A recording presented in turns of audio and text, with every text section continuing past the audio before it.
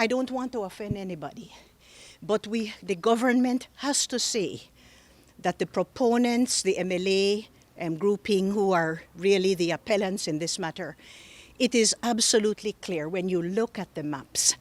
And like I say, not everybody will be happy, but government has to say that they cannot have the whole of the Toledo District. So government will have to be the one to limit it. It's not going to be easy, as Senior Counsel Marshall-elect told us.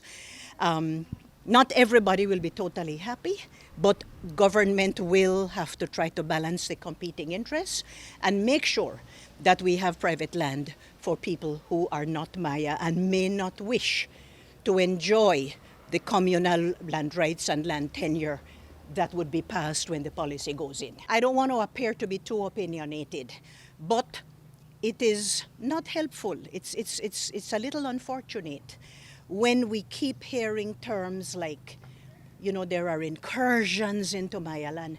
I mean, when you talk about incursions into Maya land, the boundaries and the actual extent of the rights have not been fully defined.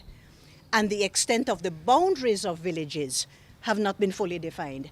So it is not helpful when we have to hear talk like there are incursions into Maya territory, because then again we get back to the issue of the claim, which for all intents and purposes would be almost the whole of the Toledo District.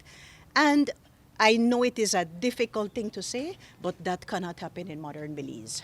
We cannot have a division of our country. Is that a real concern the cabinet has or you have? Is a real possibility? Not at all, because we would never allow it. There's one Belize, and I have been at pains to say that from the day I was appointed 3 years ago, almost to the date today. 3 years ago when I was appointed the first Minister for Indigenous Peoples Affairs, we have made it clear that there can be no division of our country. It is one Belize, and we will make sure that whatever legal framework, we maintain one country. So it's not a major concern, but we have to keep making the point.